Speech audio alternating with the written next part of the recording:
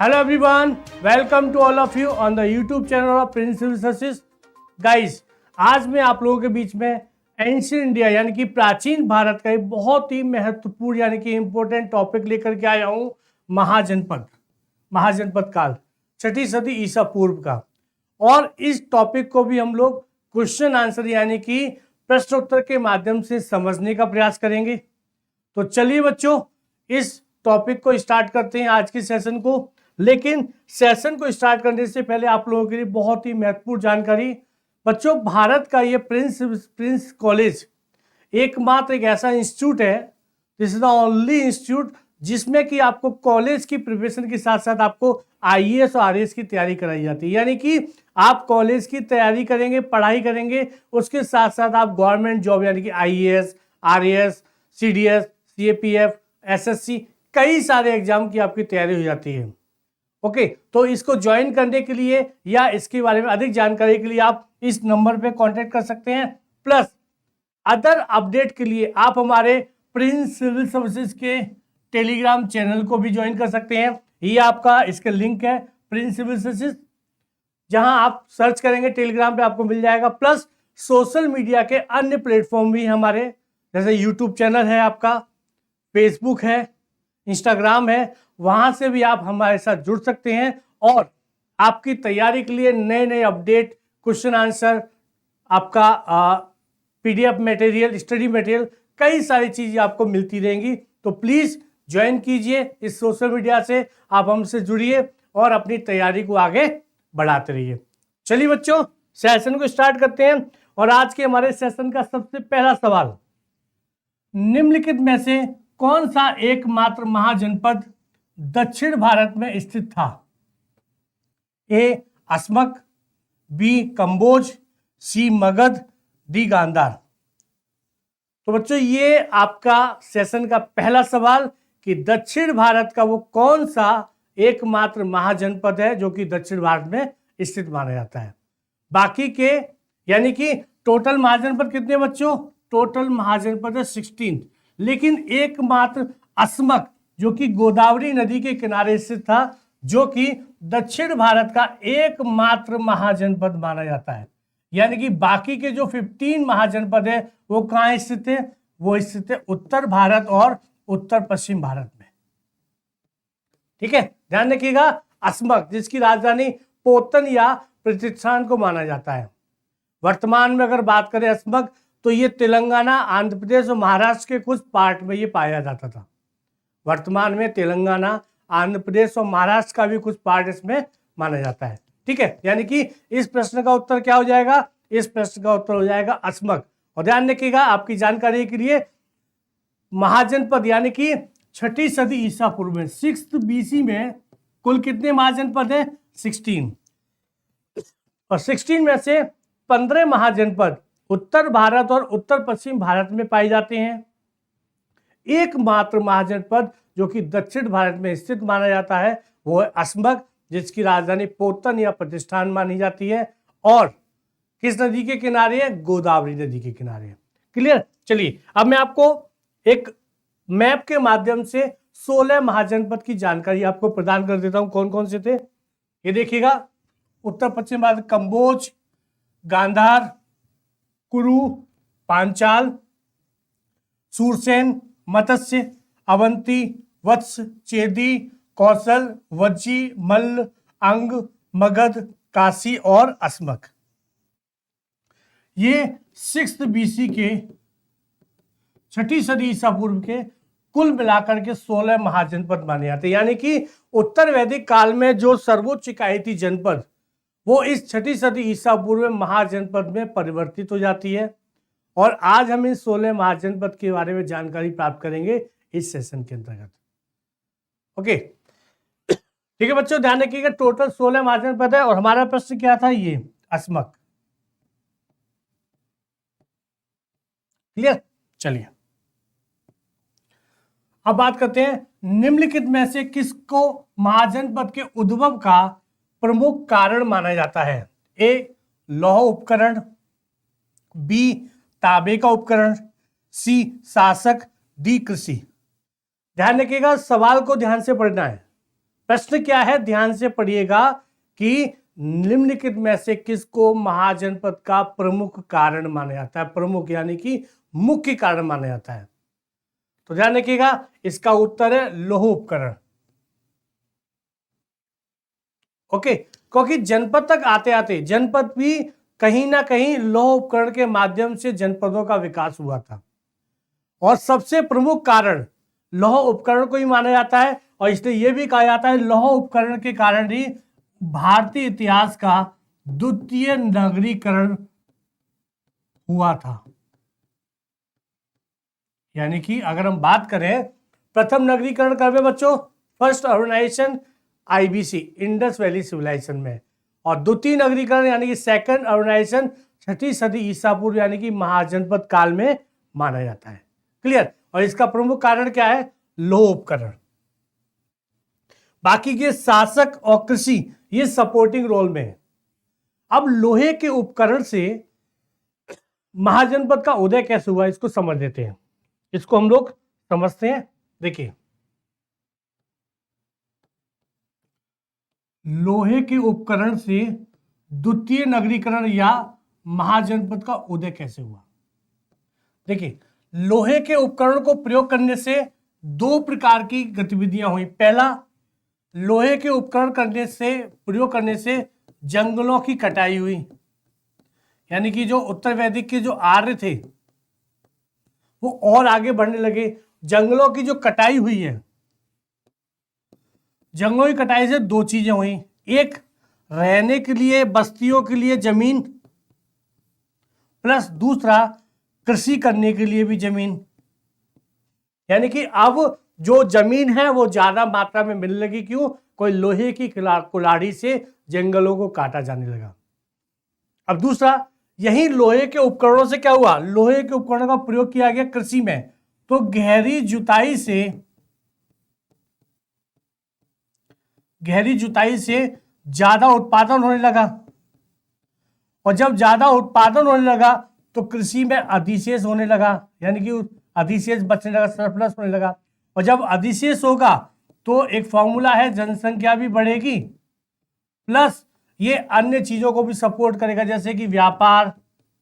यानी कि एक ऐसा वर्ग भी पैदा होने लगता है जो सीधे सीधे कृषि से संबंध नहीं होता, जैसे उद्योग है, व्यापार है, ठीक है, शिल्पकार हैं।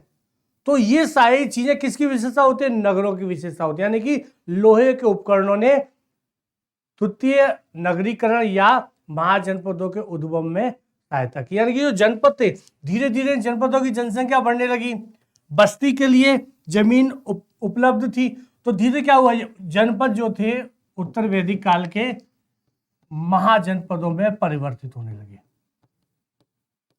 प्लस ये तो मेन कारण है, लेकिन इसके लोहे के ऊपर को सपोर्ट किसने किया है? शासकों ने, प्लस कृषि ने, प्लस व्यापार ने। लेकिन जो मुख्य कारण भारतीय विद्वानों के द्वारा लोहे के उपकरणों को माना जाता है। क्लियर? चलिए, यानी कि इस प्रश्न का उत्तर हो जाएगा लौह उपकरण। अगला प्रश्न, निम्नलिखित कथनों पर विचार कीजिए। जैन ग्रंथ महावस्तु में 16 महाजनपदों की जानकारी प्राप्त होती है। बौद्ध ग्रंथ अगुंतर निकाय में 16 महाजनपदों की जानकारी प्राप्त होती है। जैन ग्रंथ भगवती सूत्र में 16 महाजनपदों की जानकारी प्राप्त होती है। सही कथनों का चयन करें। A 1 and 2, B 2 and 3, C 1 and 3, D सभी सही हैं।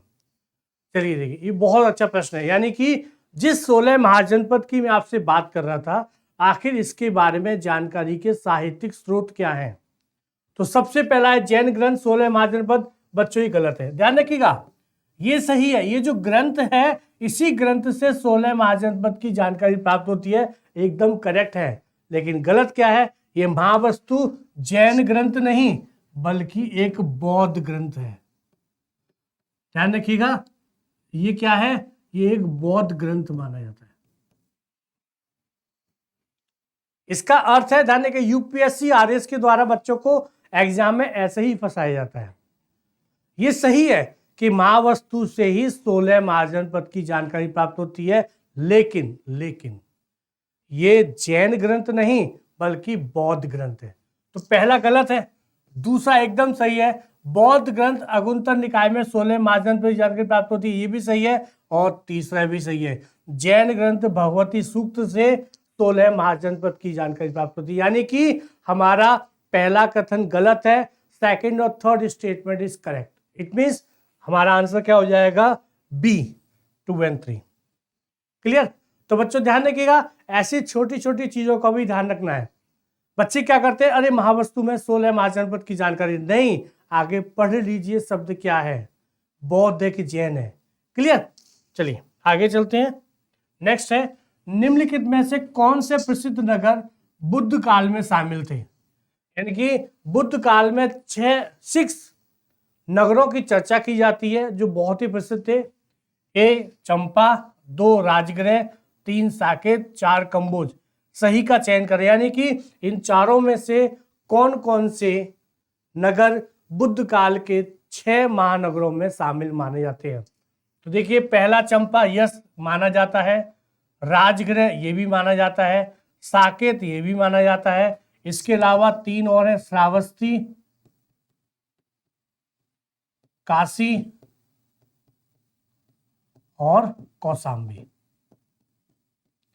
ये टोटल 6 महानगर हैं जो कि बुद्ध काल से संबंधित है, या फिर बुद्ध काल में 6 महानगरों की चर्चा पाई जाती है। तो ये 6 हैं, लेकिन इसमें कंबोज नहीं है, यानी कि ये शामिल नहीं है। तो 1 2 3 कहाँ है, ए, यानी कि ए आंसर हमारा हो जाएगा। तो ये ध्यान रखिएगा, टोटल 6 कौन कौन से थे, चंपा, राजगृह, साकेत, श्रावस्ती, काशी और कौशाम्बी। क्लियर। चलिए अगला प्रश्न देखते हैं। निम्नलिखित में से किसको चंपा का वास्तुकार माना जाता है। ए हरगोविंद, बी महागोविंद, सी जीवक, डी वसीकार। अब देखिए, निम्नलिखित में से किसको चंपा का वास्तुकार माना जाता है। चंपा क्या है, चंपा अंग महाजनपद की एक राजधानी है। अंग महाजनपद की कैपिटल को क्या कहा जाता है, चंपा। और इस चंपा का निर्माण करने वाला वास्तुकार कौन था, महागोविंद। इसका उत्तर हो जाएगा बी महागोविंद। जैसे कि हरगोविंद तो एक क्या है, हरगोविंद एक सिख गुरु है। ठीक है। जीवक कौन है, जीवक मगध के शासक बिंबिसार के एक राज्यवैद्य थे। ओके। इन्हीं जीवक की सहायता से अवंती और मगध के बीच मित्रता हुई थी। क्यों, क्योंकि बिंबिसार का जो परम शत्रु था अवंती का शासक चंद्रप्रद्योत, एक बार उसको पीलिया यानी कि जॉन्डिस की बीमारी हो जाती है और वो मरने के कगार पे होता है। लेकिन बिंबिसार ने अपने राज्यवैद्य जीवक को उसके राज्य में भेजा और जीवक ने उसको मरने से बचाया, यानी कि उसकी जान बचाई।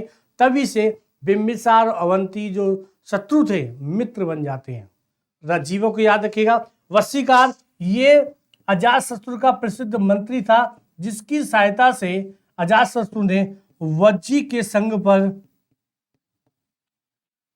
संघ को पराजित किया था। लेकिन हम वापस अपने प्रश्न पर आते हैं कि चंपा का वास्तुकार कौन है। चंपा का वास्तुकार है महागोविंद। और चंपा क्या है, चंपा अंग महाजनपद की राजधानी है। क्लियर।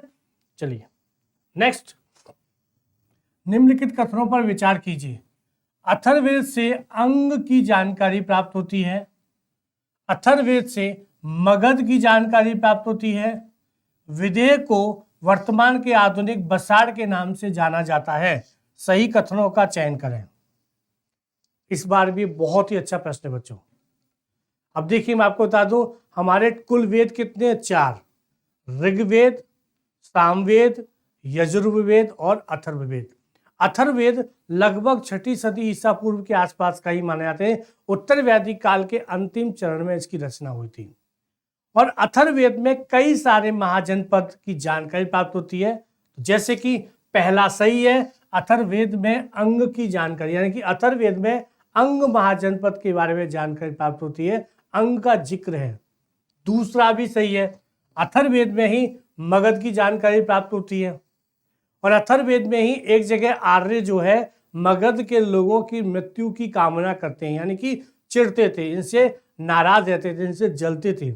पूरा एक जिक्र मिलता है अथर्ववेद में। यानी कि ये भी सही है।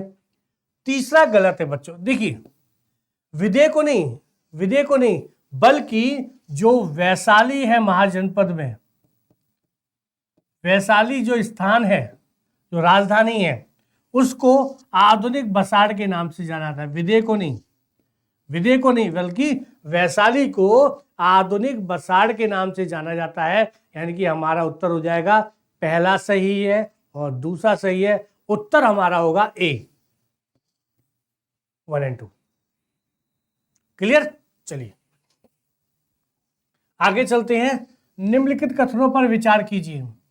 वज्जी का राजा चेटक महावीर की माता यशोदा का भाई था, पहला कथन। दूसरा, वज्जी का राजा चेटक बिम्बिसार की पत्नी चेलना का पिता था। तीसरा, वज्जी राज्य को अजातशत्रु ने मगध साम्राज्य में मिलाया था। सही कथनों का चयन करें। ए 1 और 2, बी 2 और 3, सी 1 और 3, डी सभी सही हैं।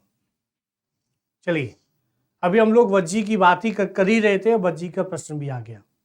पहला कथन को ध्यान रखिएगा, बड़े ध्यान से पढ़ना है। ये बात एकदम सही है, ये कथन सही है कि वज्जी का राजा चेटक महावीर की माता का भाई था। ध्यान रखिएगा, वज्जी का राजा चेटक महावीर की माता का भाई था, लेकिन महावीर की माता का नाम यशोदा नहीं बल्कि महावीर की माता का नाम त्रिशला था।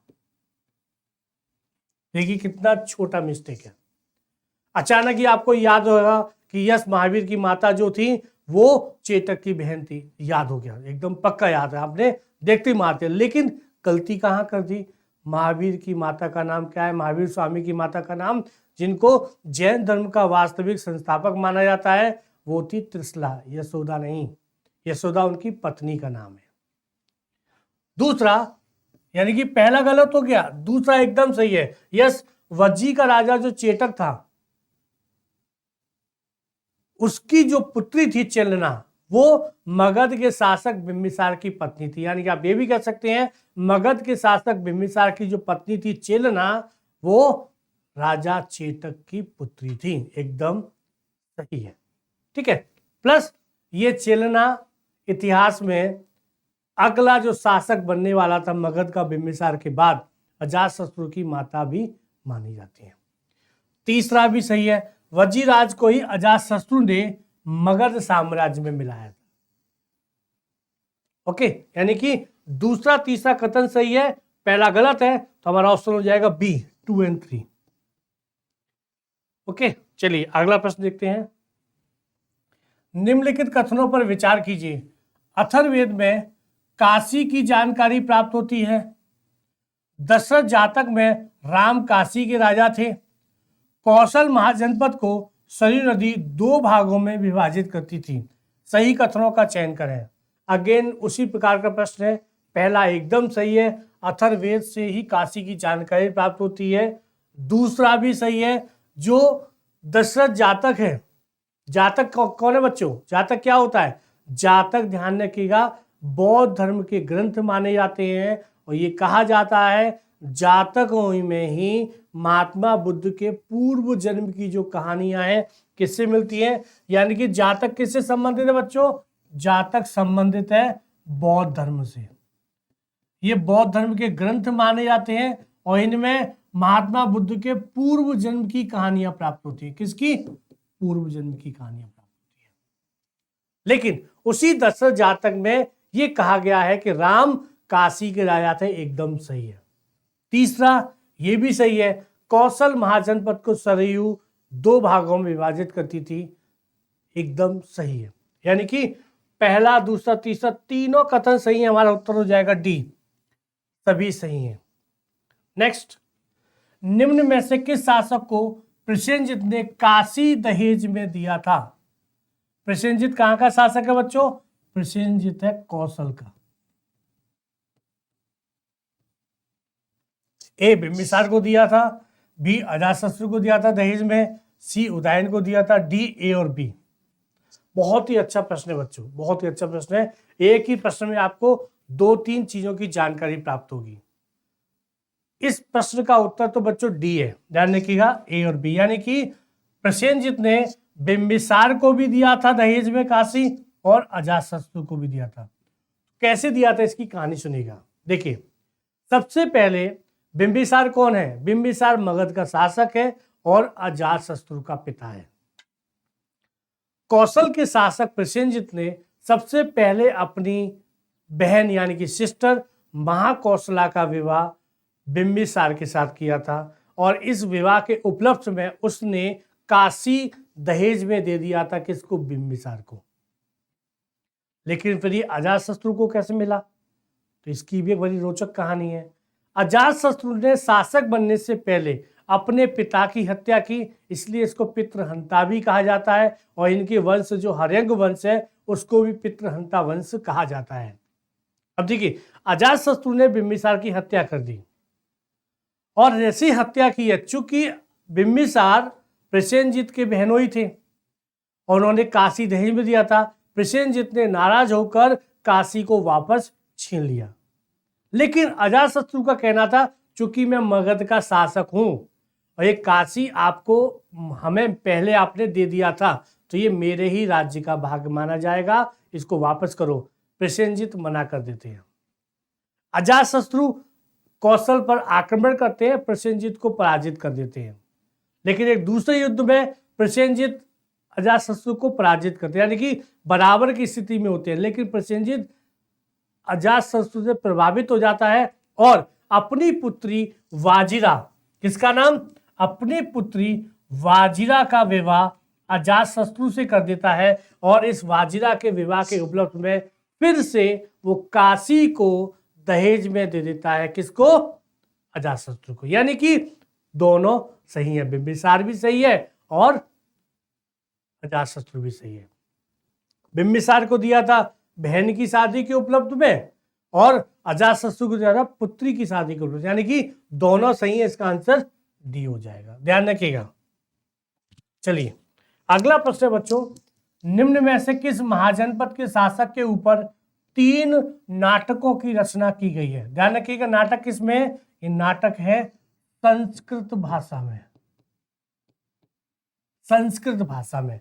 ए काशी के ऊपर, बी कौशल, सी वत्स, डी अंग। बहुत ही अच्छा प्रश्न है।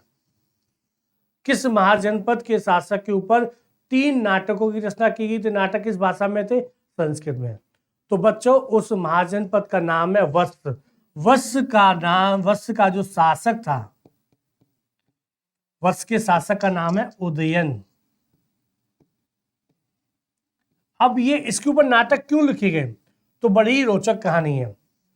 उदयन ने अवंती के शासक चंडप्रद्योत की पुत्री, अवंती के शासक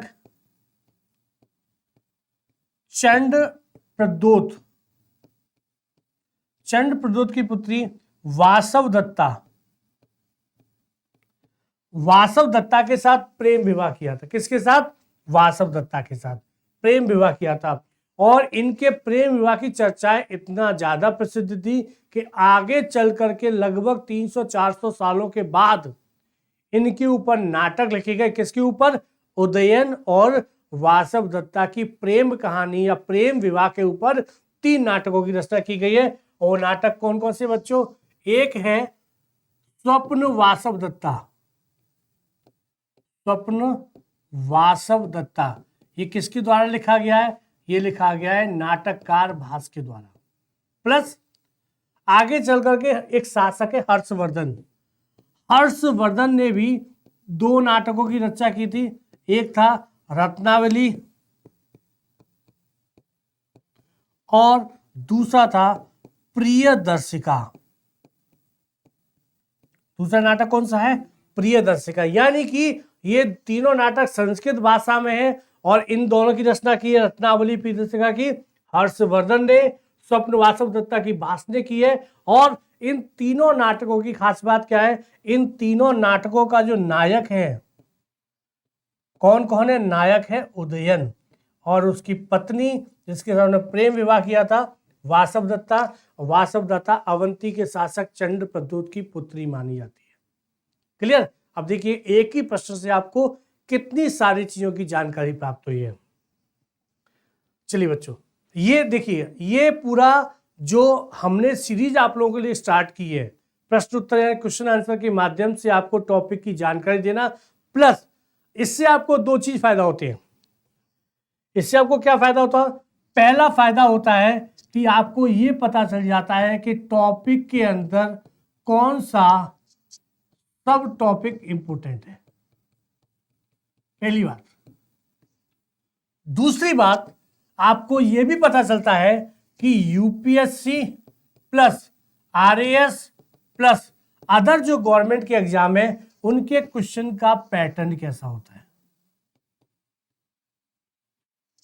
ठीक है, अब ये दोनों चीजें जो है, दोनों चीजें फायदा कैसे करती है? जब अपने आपको टॉपिक के सब टॉपिक बता दिए, यानी कि जब आगे आप तैयारी करोगे, अगर आप तैयारी कर रहे हैं तो बुक को जब आप पढ़ना स्टार्ट करोगे तो आपको पहले से ही पता चल जाएगा कि मुझे इस टॉपिक में किन किन चीजों का, किन किन फैक्ट्स का, किन किन कॉन्सेप्ट का ध्यान रखना है।